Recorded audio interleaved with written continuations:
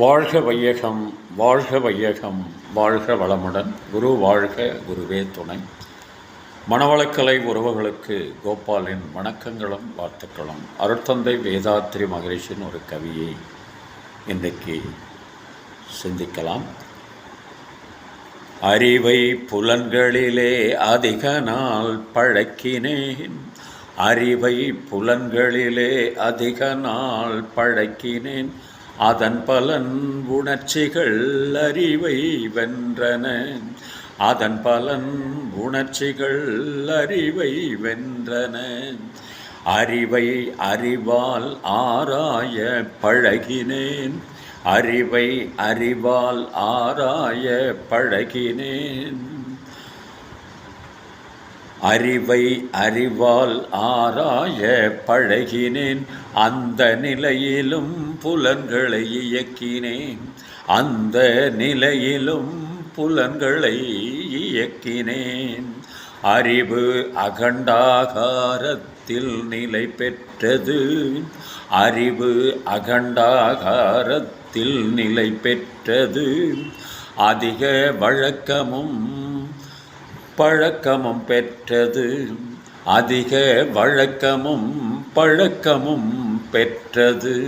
அறிவு புலன்களை அறிந்தது வென்றது, அறிவு புலன்களை அறிந்தது வென்றது. அங்கு வாருங்கள் அமைதியை விரும்புவோர், அங்கு வாருங்கள் அமைதியை விரும்புவோர். வாழ்க வளமுடன். மனவளக்கலைக்கு வருவதற்கு முன்னால் நாம் புலன்களின் மூலமாக அறிவை இயக்கிக் கொண்டிருந்தோம்.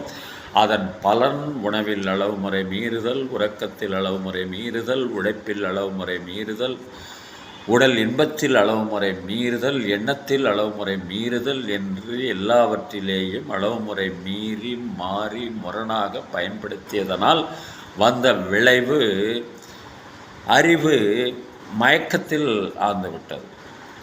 அறிவை வென்று கொண்டிருந்தது புலன் உணர்ச்சிகள். ஆனால் இங்கே வந்த பிறகு மனவளக்கலையில் இணைந்து பயிற்சிகளையெல்லாம் பெற்ற பிறகு அறிவை அறிவால் ஆராயப் பழகினோம்.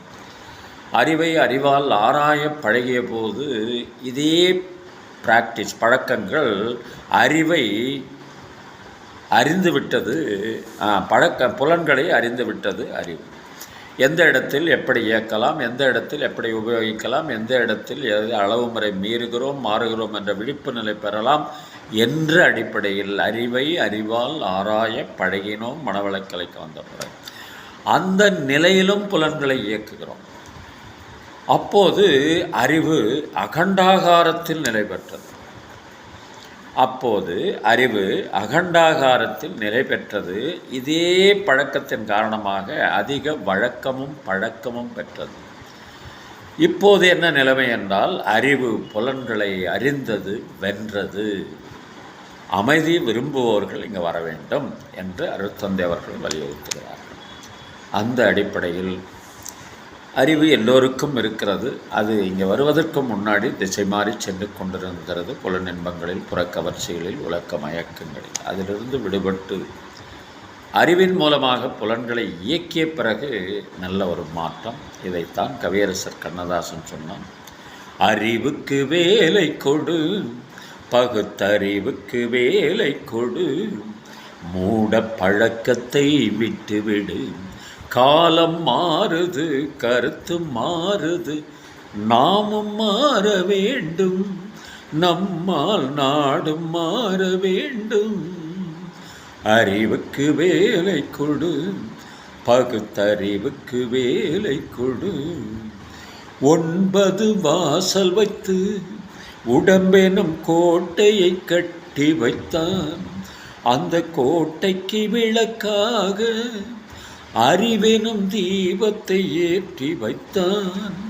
ஆகாத வழக்கமெல்லாம் அறிவுக்கு பொருந்தாத பழக்கமெல்லாம் ஆக்கத்தை கெடுத்து வைக்கும், மனிதனின் அழிவுக்கு வழிவகுக்கும். அறிவுக்கு வேலை கொடு, பகுத்தறிவுக்கு வேலை கொடு. அறிவுக்கு வேலை கொடுக்க வேண்டும் என்று எழுதினார் கவியரசர் கண்ணதாசன். அறிவுக்கு திருக்கோயிலையே கட்டினார் அருட்தந்தை வேதாத்ரி மகர்ஷி என்று சொல்லி சிந்தனையை நிறைவு செய்வோம். வாழ்க வளமுடன். நீங்களும் உங்கள் அன்பு குடும்பமும் வாழ்க வளமுடன்.